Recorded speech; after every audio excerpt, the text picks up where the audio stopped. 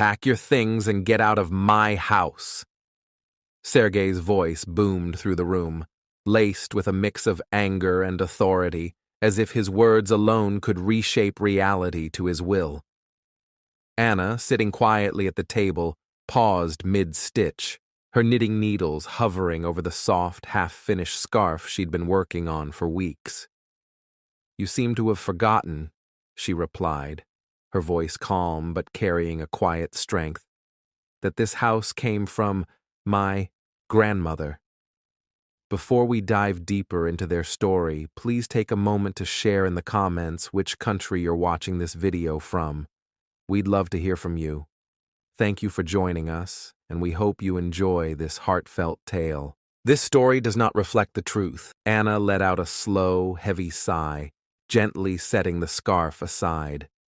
The familiar weight of Sergei's tone hung in the air, sharp and electric, like the crackle of a storm about to break.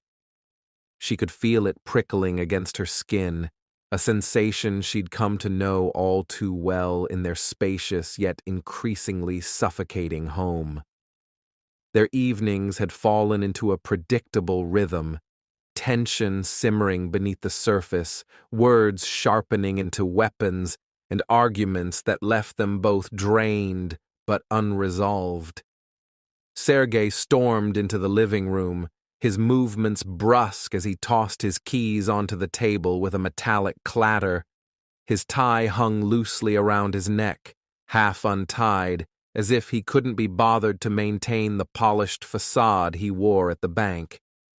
His face was a storm of its own, etched with exhaustion from a long day, frustration from a demanding boss, and something deeper, more personal, a growing resentment toward Anna, whom he saw as idle, wasting her days while he carried the weight of their life. "Knitting again?" he asked, his voice dripping with disdain, not even bothering to meet her eyes. The question wasn't curious, it was an accusation, as if her quiet moments of creativity were a personal affront to his hard-earned status.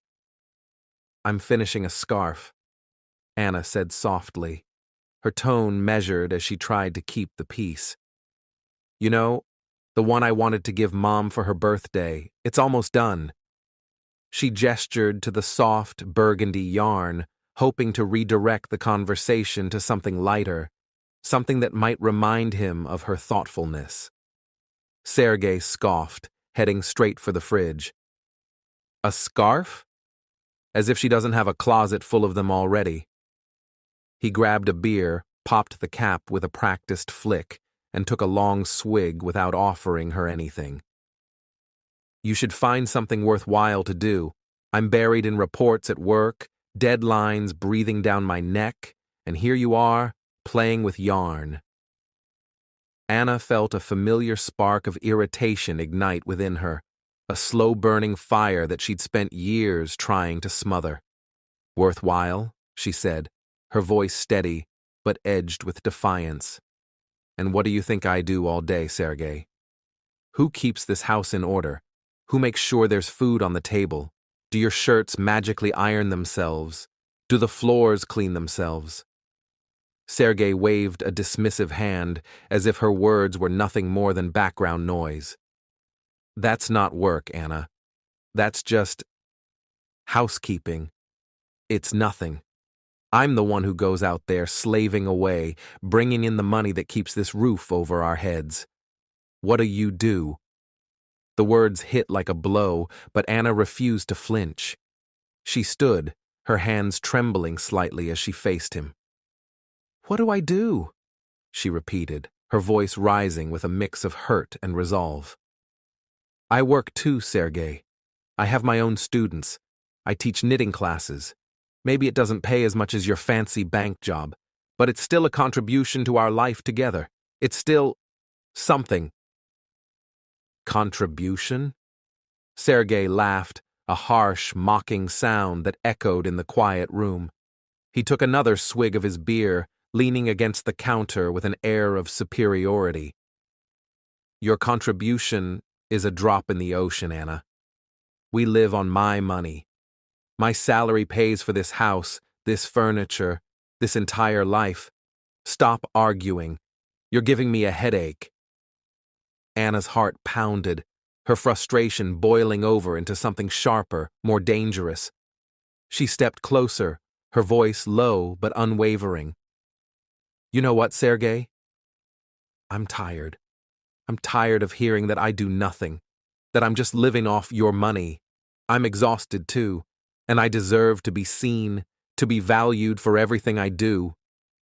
Sergei's eyes narrowed, his lips curling into a sneer.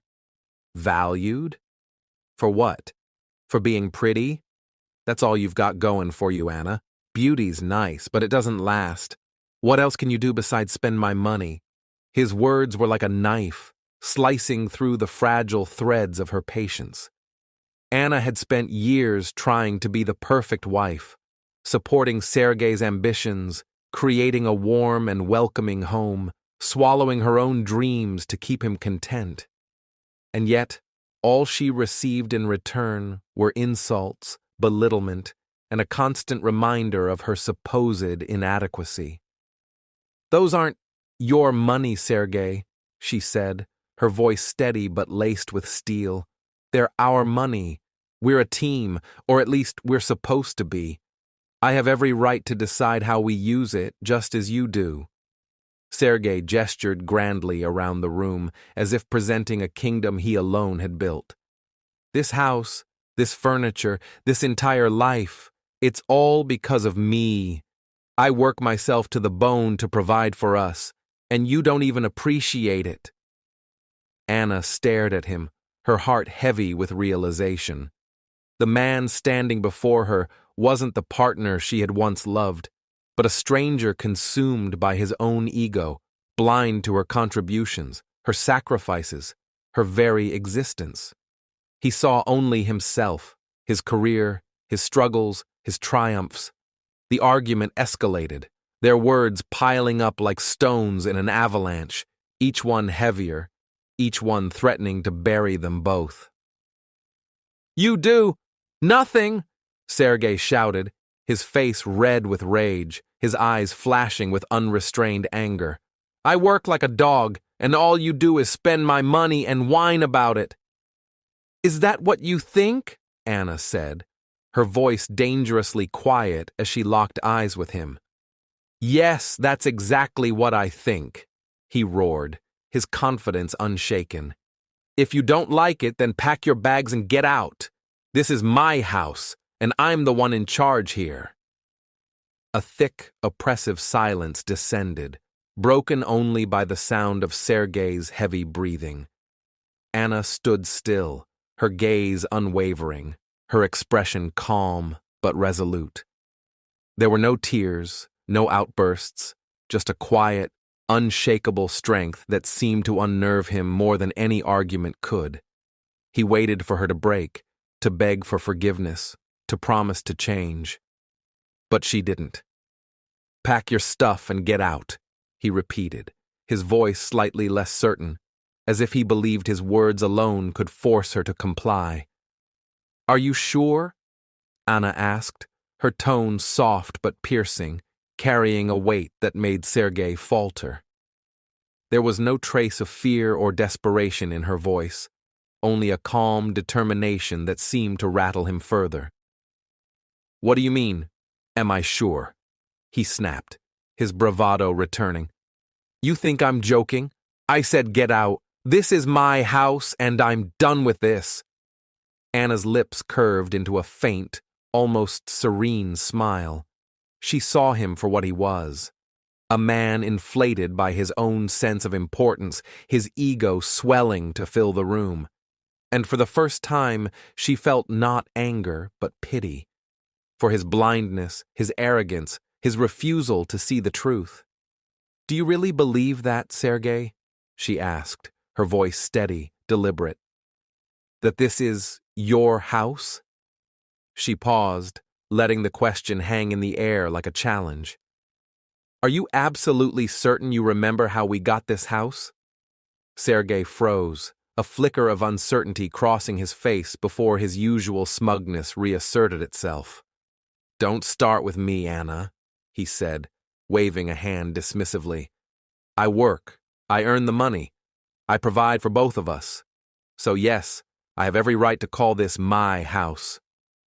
Your money, Anna said, emphasizing the word with a quiet intensity, goes to your car, your tailored suits, your nights out with friends at fancy restaurants.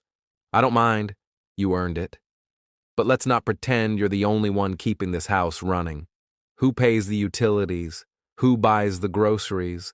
Who makes sure this your house is a home? She turned and walked to the cabinet, her movements deliberate. Opening a drawer, she pulled out a thick, worn folder. Sergei's eyes narrowed. What's that? He asked, his voice tinged with suspicion.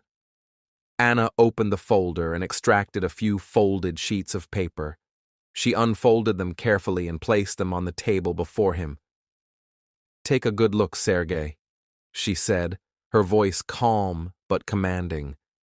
Maybe this will remind you whose house this really is. Sergei's sneer faltered as he picked up the documents. His eyes scanned the pages, and his expression shifted from disdain to disbelief, then to something akin to panic. The papers were unmistakable, legal documents stating that the house belonged to Anna Sergeyevna Smirnova, née Petrova, inherited from her grandmother, Maria Pavlovna Petrova, as certified by a notary after her passing. He set the papers down, his hands trembling slightly. His eyes, once so full of certainty, were now empty, lost. This, he stammered, unable to form a coherent sentence. Anna sighed, her voice softening but not weakening. You forgot, Sergei. You forgot that this house came from my grandmother. You forgot that I never asked you for a single penny to buy it. You forgot that for all these years, you've been living in my house. Sergei stood silent, his head bowed, his usual arrogance replaced by a rare vulnerability. For the first time in years, Anna saw him not as the domineering husband she'd grown accustomed to, but as a small, almost pathetic figure, stripped of his illusions.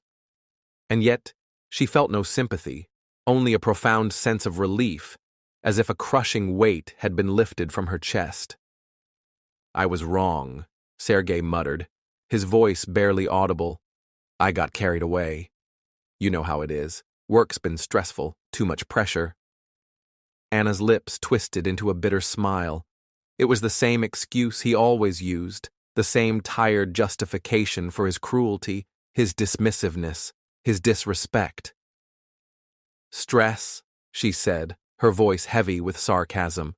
You're always stressed, Sergei, always tired. And that's your excuse for treating me like this? For making me feel worthless? Do you think I don't get tired? Do you think it's easy for me to hear your constant criticism, your endless complaints, your refusal to see everything I do for us? She turned away, her heart pounding, but her resolve unshaken. I've been thinking a lot lately, she said, her voice steady. About us, about our life, about what I want for my future, and I've decided this can't go on. Not like this. Sergei's eyes widened, a flicker of fear crossing his face. What do you mean? He asked, his voice trembling with uncertainty. Anna turned to face him, her gaze unflinching, her posture radiating strength. I mean, I'm done living in a house where I'm not respected. I'm done being with someone who sees me as their possession, who thinks they can threaten to throw me out whenever they're angry. I'm done living in fear of your temper. He opened his mouth to protest, to offer another weak justification, but Anna raised a hand to silence him. Enough, Sergei. I've made up my mind.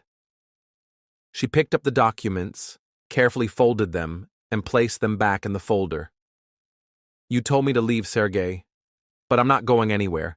Maybe you should consider packing your bags.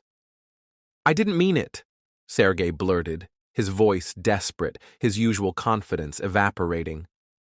I didn't mean you have to leave, Anna. Come on, let's talk about this.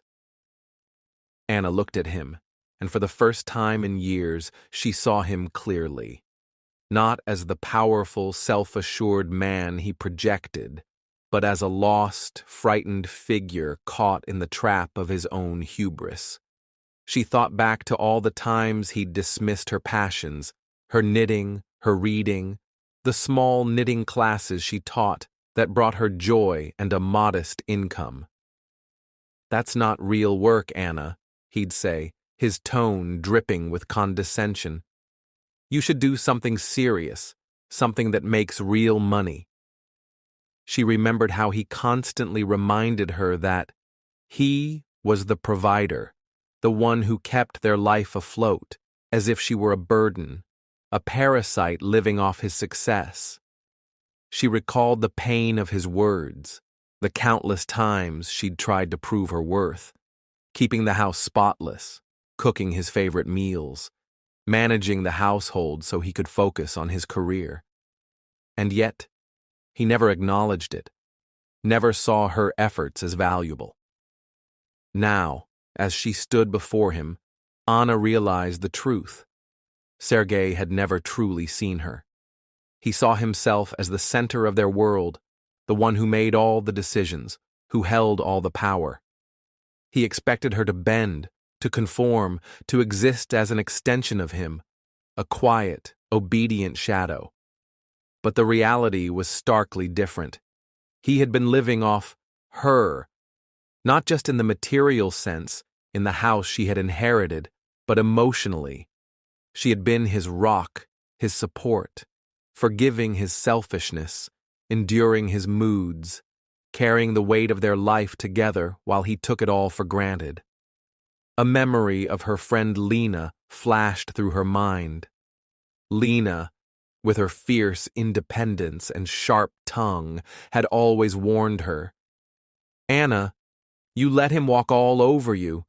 He doesn't appreciate you, and he never will." Anna had dismissed her, clinging to the hope that Sergei would change, that he'd one day see her value. But Lena had been right. Sergei hadn't changed. He'd only grown more entitled, more self-absorbed. She thought of her grandmother, Maria Pavlovna, whose warm, weathered hands had held hers through childhood, whose voice had always carried wisdom and strength. "Anna, my dear," she'd said, "never let anyone make you feel small. You're strong, you're smart, and you deserve to be happy." Her grandmother had believed in her, had left her this house as a legacy, a reminder of her worth.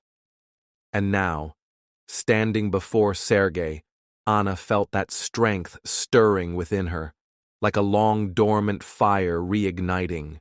A question formed in her mind, clear and undeniable. Why am I holding on to a marriage with someone who doesn't value me?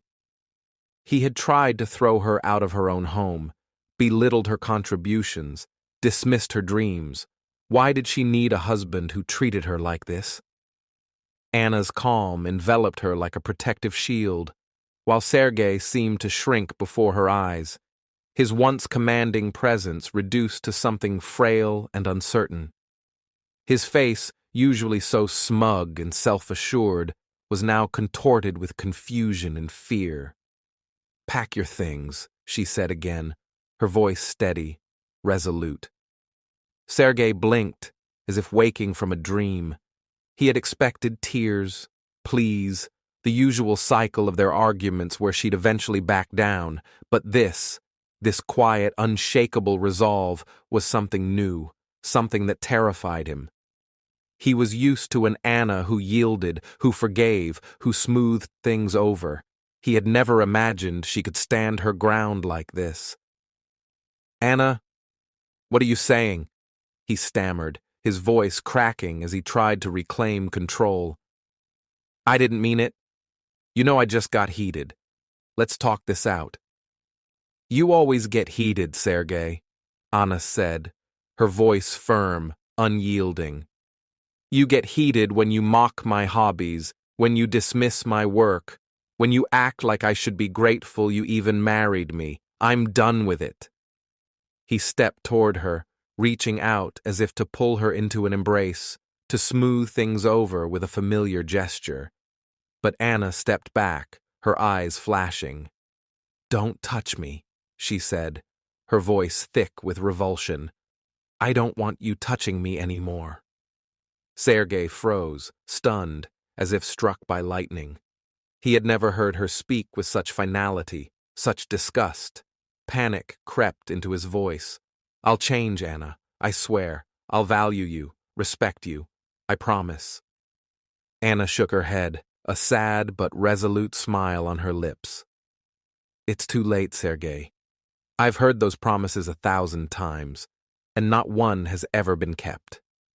She reached for her phone and began dialing, her movements deliberate, unhurried.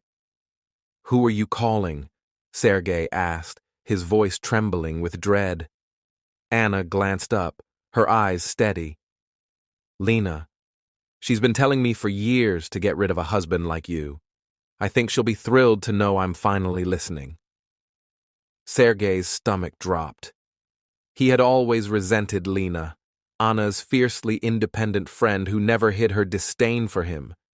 He knew she encouraged Anna to stand up for herself, to see through his manipulations. And now, Lena was about to witness his downfall. "Anna, don't call Lena," he pleaded, his voice desperate. "We can work this out, just the two of us. Please." Anna ignored him, waiting as the phone rang. When Lena answered, Anna's voice was steady, confident, a stark contrast to the trembling uncertainty of moments before. "Lena, hi," she said. "Can you come over?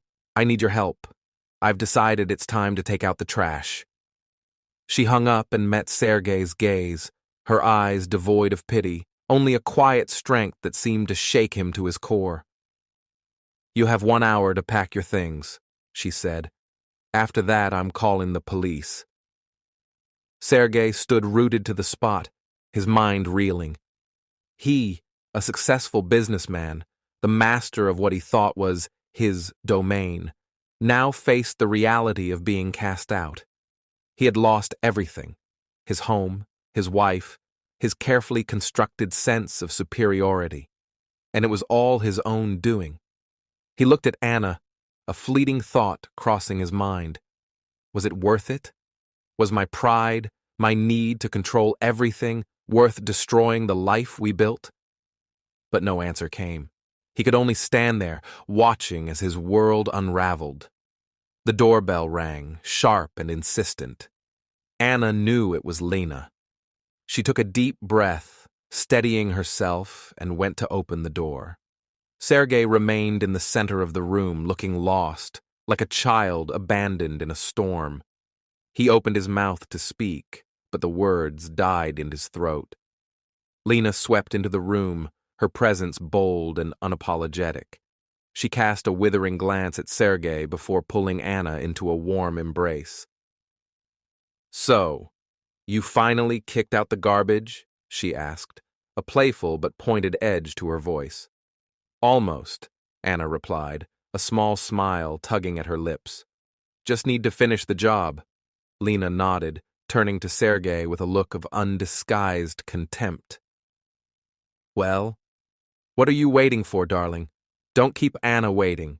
She's got a whole new life to start." Sergei clenched his fists, his jaw tight, a part of him wanting to lash out, to reclaim some semblance of control. But he knew it was pointless. He had lost, utterly and completely. With a heavy heart, he began packing his belongings, each item a painful reminder of the life he was leaving behind. Clothes, books, mementos, each one felt like a nail driven into the coffin of his past. He moved through the house like a ghost, his mind racing.